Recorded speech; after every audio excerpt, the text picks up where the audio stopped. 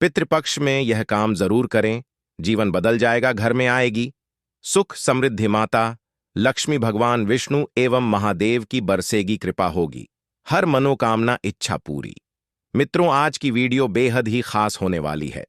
माता एवं बहनों, आज की वीडियो में हम आपको बताएंगे कि पितृपक्ष के दौरान कुछ ऐसे काम है जो कि जरूर ही कर लेने चाहिए। पर उससे पहले हम जान लेते हैं कि पितृपक्ष में कौन सी गलतियां भूलकर भी नहीं करनी चाहिए।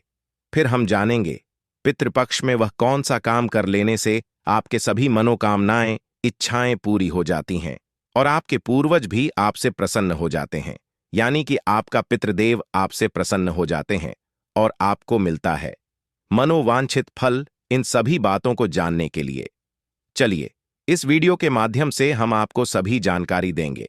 माताएं बहनों, आप सभी को हम बता दें कि हमारा यह मकसद है कि यह जानकारी फ्री मध्य से भारत के हर नागरिक को यह जानकारी बिल्कुल की फ्री माध्यम से पहुंचना, इसलिए आपसे हाथ जोड़कर निवेदन है, पितृपक्ष की इस वीडियो को ज्यादा से ज्यादा शेयर करें और लाइक करें और कमेंट बॉक्स में जय पितृदेव जरूर लिखें। चलिए सभी बातों को बारी बारी से जान लेते हैं। पितृपक्ष में इन चीजों का भूल कर भी ना करें। सेवन एक, पितृपक्ष में मसूर की दाल का सेवन नहीं करना चाहिए।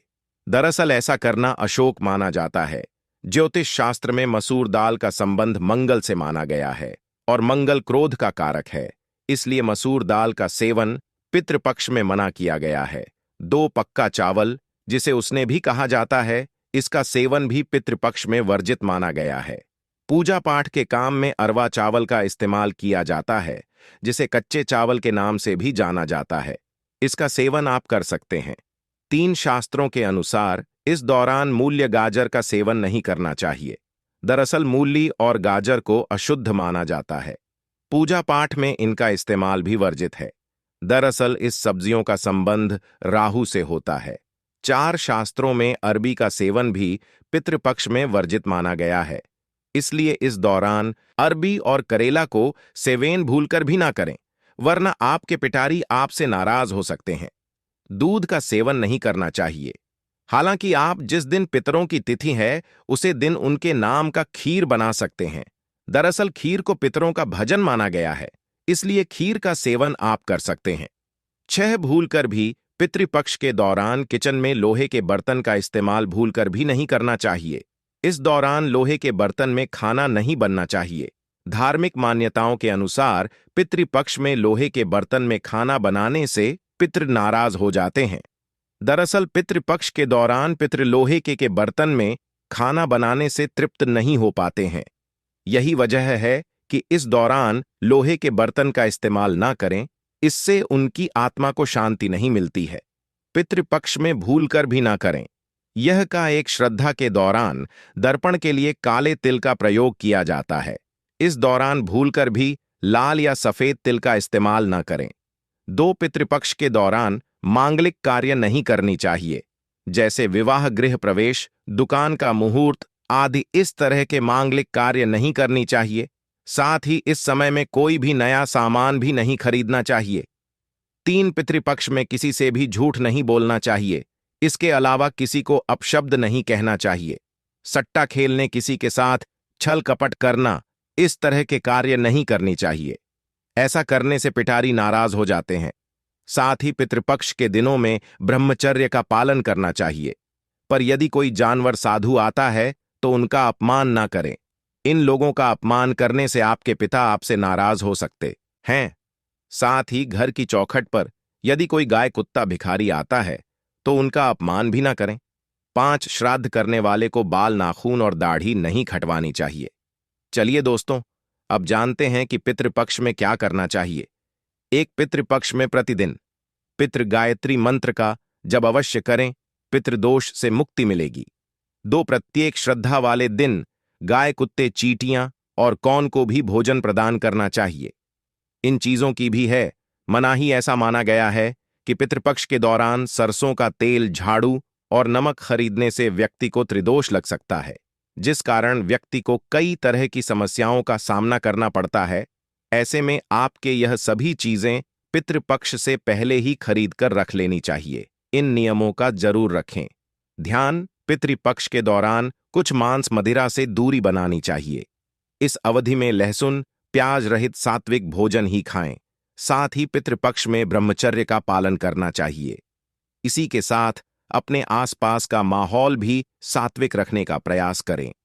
पितृपक्ष के दौरान रोजाना स्नान के तुरंत बाद जल से ही पितरों को तर्पण करें या किसी ब्राह्मण से करवाई। इससे उनकी आत्माएं जल तृप्त होती हैं और आशीर्वाद देती है। इसके अलावा यदि आप अपने पितरों का तर्पण करते हैं तो ब्रह्मर्य के नियमों का पालन करें। शाम को एक सरसों के तेल या गाय के घी का दीपक दक्षिणमुखी लाकर के जलाए। 5 पितृपक्ष के दिनों में पितरों के लिए जो भी भोजन रखें वह भोजन बाद में गाय को, कुत्ता आदि को मिला दे। हिंदू धर्म में मान्यता है कि इनके माध्यम से यह भजन पितरों तक पहुंच जाता है।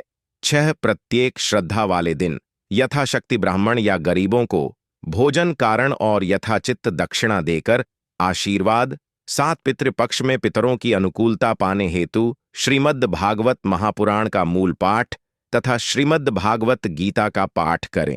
पितरों की कृपा पाने के लिए ब्रह्म गायत्री मंत्र का भी जब अनुष्ठान करें। 9 प्रतिदिन पितृ सूक्त के पिटारी गायत्री का संपूर्ण लगाकर के अधिक से अधिक पाठ करें या करवा। वैसे 11,000 पाठ में अनुष्ठान की पूर्णता होती है। 10 यदि कोई शादीशुदा व्यक्ति श्राद्ध कर रहा है उसके साथ उसकी पत्नी का होना भी जरूरी है। इन नियमों का जरूर रखें। ध्यान, पितृपक्ष के दौरान कुछ मांस मदिरा से दूरी बनानी चाहिए। इस अवधि में लहसुन प्याज रहित सात्विक भोजन ही खाएं। साथ ही पितृपक्ष में ब्रह्मचर्य के लिए घर के दक्षिण दीवार पर अपने पूर्वजों की तस्वीर लगाएं और उनकी तस्वीर के सामने दिया, धूप या अगरबत्ती जलाएं। विशेष रूप से ऐसा अगर आप श्राद्ध पक्ष के दौरान करते हैं तो आपको विशेष रूप से लाभ मिलेगा। इसके अलावा पितृपक्ष में रोजाना घर में शाम के समय दक्षिण दिशा में तेल का दीपक लगाएं। ऐसा रोजाना भी कर सकते हैं। इससे पितृदोष खत्म हो जाता है। पितृपक्ष शांति के लिए रोजाना दोपहर के समय पीपल के पेड़ी एंच की पूजा करें। पितरों को प्रसन्न करने के लिए पीपल में गंगा जल में काले तिल, दूध, अक्षत और फूल अर्पित करें। पितृदोष शांति के लिए यह उपाय बहुत कारगर है। पितृदोष को समाप्त करने के लिए पितृपक्ष में भगवान शिव की रोजाना पूजा करें। पितृदोष के बुरे प्रभाव से बचने के लिए 5 मुखी, 7 मुखी, 8 मुखी और 12 मुखी रुद्राक्ष एक साथ धारण करें। यदि यह उपलब्ध ना हो पाए तो आप नवग्रह रुद्राक्ष माला भी धारण कर सकते हैं। वहीं पितृदोष के निवारण के लिए पितृपक्ष में और अमावस्या पर पितरों के निमित्त भोग लगाएं और पितृ स्तोत्र का पाठ करना चाहिए। अगर आप आर्थिक समस्या से परेशान हैं तो इस सर्वपितृ अमावस्या के दिन पितरों को खीर का भोग लगाएं। उन्हें दूध और चावल से बना खीर और पूरी अर्पित करें। यदि भोजन चांदी के बर्तन में परोसा जाए तो ज्यादा शुभ होगा। पितरों को खीर पूरी चढ़ाने के बाद 21 कन्याओं और 7 बालकों को खीर पूरी खिलाएं। ऐसा करने से पितृ प्रसन्न होते हैं। साथ ही घर में धन धान्य आता है। इससे परिवार के लोगों की आय का स्रोत भी बढ़ता है। अगर किसी की शादी नहीं हो रही है, बार बार रिश्ता टूट जाता है, तो इस समस्या से छुटकारा पाने के लिए पितृपक्ष में नारियल का टोटका अपनाएं। इसके तहत चींटियों के बिल के पास 3 नारियल के गोले जमीन में दबा दें। इससे परेशानी दूर हो जाएगी। अगर आपका कोई काम नहीं बन रहा है या कोई मनोकामना अधूरी है तो आप पितृपक्ष पर इसके लिए उपाय कर सकते हैं। माताएं बहनों, इसलिए आप इस वीडियो को लाइक जरूर ही कर दीजिए और कमेंट बॉक्स में हर हर महादेव जरूर लिखें। इसके तहत आपको 1.25 पाव कच्चा दूध लेकर नियम पीपल और बरगद की त्रिवेणी में अर्पित करना होगा। दूध चढ़ाने के बाद वृक्ष की 7 बार परिक्रमा करनी होगी। इस दौरान आप ओम नमो भगवते वासुदेवाय मंत्र का जाप करें। अगर आपके घर में कोई काफी बीमार है तो आप पितृपक्ष की चतुर्दशी के दिन रोगी के सिरहाने एक लाल पोटली रख दें। थैले में 100 ग्राम गेहूं के दानों के साथ 1 रुपये का सिक्का और एक कील बांधकर रख दें। अब अगले दिन सुबह इस पोटली को पीपल के वृक्ष की जड़ में गाड़ आए। आते समय किसी से कुछ बोले ना। ऐसा करने से जल्द ही स्वास्थ्य लाभ होगा। मनोकामनाओं की पूर्ति के लिए पितृपक्ष में रोजाना पीपल के वृक्ष पर दोपहर में जल, पुष्प, अक्षत, दूध, गंगा जल, काले तिल चढ़ाएं और स्वर्गीय परिजनों को याद करें। ऐसा करने से पितृगढ़ प्रसन्न होते हैं। अगर किसी की कुंडली में पितृदोष है तो पितृपक्ष के सोमवार को प्रातःकाल में स्नान कर नंगे पैर शिव मंदिर में जाएं। अब शिवलिंग पर आर्क के 21 पुष्प, कच्ची लस्सी और बिल्व पत्र चढ़ाएं। इससे दोष दूर हो जाएगा। अगर आपके काम बिगड़ रहे हैं और लाख कोशिशों के बावजूद कामयाबी नहीं मिल रही है तो पीपल तथा बरगद के पेड़ लगाएं। साथ ही विष्णु भगवान के मंत्र का जाप करें। ऐसा करने से कार्यों में फसावल हो जाएंगे। पितृ अमावस्या के दिन बबूल के पेड़ के नीचे पितरों के लिए भोजन रखने से पूर्वज खुश होते हैं। इससे बुरी नजर से भी बचाव होता है। जॉब ऑफ बिजनेस में सफलता पाने के लिए पितृ अमावस्या के दिन कच्चा दूध, 2 लौंग, थोड़े बताशे और काला तिल चढ़ाएं। ऐसा करने से आपकी सारी समस्याएं दूर हो जाएंगी।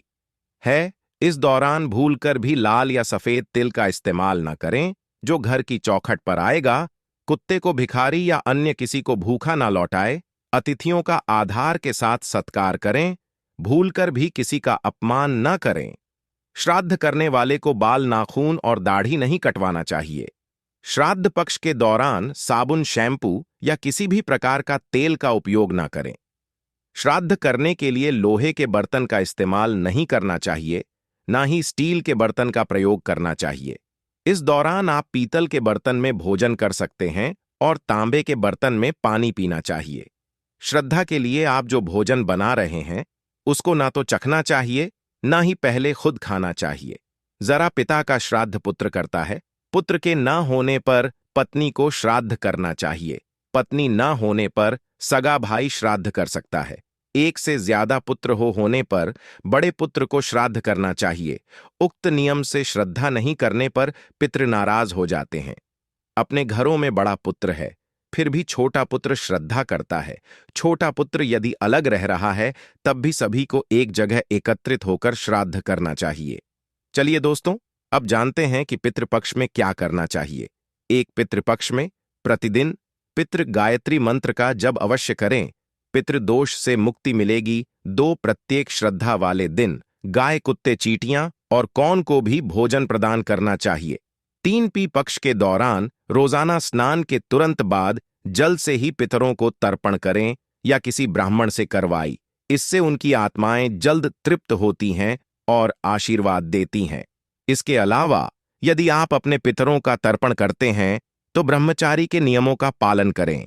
जो भी भोजन रखे वह भोजन बाद में गाय को, कुत्ता आदि को खिला दें। हिंदू धर्म में मान्यता है कि इनके माध्यम से यह भजन पितरों तक पहुंच जाता है। 6 प्रत्येक श्रद्धा वाले दिन यथाशक्ति ब्राह्मण या गरीबों को भोजन कारण और यथाचित्त दक्षिणा देकर आशीर्वाद ले। 7 पितृपक्ष में पितरों की अनुकूलता पाने हेतु श्रीमद् भागवत महापुराण का मूल पाठ तथा श्रीमद् भागवत गीता का पाठ करें। पितरों की कृपा पाने के लिए ब्रह्म गायत्री मंत्र का भी जब अनुष्ठान करें। 9 प्रतिदिन पत्र सूक्त के पिटारी गायत्री का संपूर्ण लगाकर के अधिक से अधिक पाठ करें या करवा। वैसे 11,000 पाठ में अनुष्ठान की पूर्णता होती है। एक अनाज का दान करना बहुत शुभ होता है, खासकर गेहूं, चावल और दालें। इससे गरीबों को भोजन मिलता है और आपको भगवान विष्णु की कृपा प्राप्त होती है। अनाज का दान करने से आपको सुख, समृद्धि और स्वास्थ्य मिलता है। 2 वस्त्र, नए और स्वच्छ वस्त्रों का दान करना चाहिए। खासकर गरीब बच्चों और महिलाओं को इससे उन्हें स्वच्छता और गरिमा मिलती है। वस्त्र का दान करने से आपको समाज में सम्मान मिलता है। वस्त्र दान करने से गरीबों को सामाजिक सम्मान मिलता है। 3 फल और सब्जियां। फल और सब्जियों का दान करना स्वास्थ्य और पोषण के लिए बहुत महत्वपूर्ण है। गरीबों को ताजे फल और सब्जियां देने से उन्हें स्वस्थ जीवन मिलता है। फल और सब्जियों का दान करने से आपको स्वास्थ्य और तंदुरुस्ती मिलती है। 4 पुस्तकें। पुस्तकों का दान करना ज्ञान और शिक्षा के लिए बहुत महत्वपूर्ण है। गरीब बच्चों को पुस्तकें देने से उन्हें शिक्षा मिलती है। पुस्तकों का दान करने से आपको ज्ञान और बुद्धिमत्ता मिलती है। पुस्तकें दान करने से गरीब बच्चों को शिक्षा की दिशा में आगे बढ़ने में मदद मिलती है। 5 चिकित्सा सामग्री। चिकित्सा सामग्री का दान करना गरीबों के स्वास्थ्य के लिए बहुत महत्वपूर्ण है। अस्पतालों और स्वास्थ्य केंद्रों को चिकित्सा सामग्री देने से गरीबों को स्वास्थ्य सेवाएं मिलती हैं। चिकित्सा सामग्री का दान करने से आपको स्वास्थ्य और सुख मिलता है। चिक्स पानी के बर्तनों का दान करना गरीबों को पीने के पानी की सुविधा देता है। इससे उन्हें स्वच्छता और स्वास्थ्य मिलता है। पानी के बर्तनों का दान करने से आपको स्वच्छता और सुख मिलता है। सावत दिए और तेल दियों और तेल का दान करना गरीबों को रोशनी की सुविधा देता है। इससे उन्हें घर में रोशनी मिलती है। दियों और तेल का दान करने से आपको रोशनी और सुख मिलता है। 8 शिक्षा सामग्री जैसे कि पेंसिल, किताबें और बैग का दान करना गरीब बच्चों को शिक्षा मिलती है। शिक्षा सामग्री का दान करने से आपको ज्ञान और बुद्धिमत्ता मिलती है। शिक्षा सामग्री दान करने से गरीब बच्चों को शिक्षा की दिशा में आगे बढ़ने में मदद मिलती है। दोस्तों, आज के लिए बस इतना ही। वीडियो अच्छी लगी हो तो वीडियो को एक लाइक और हमारे चैनल वास्तु सफर को सब्सक्राइब जरूर करें। धन्यवाद।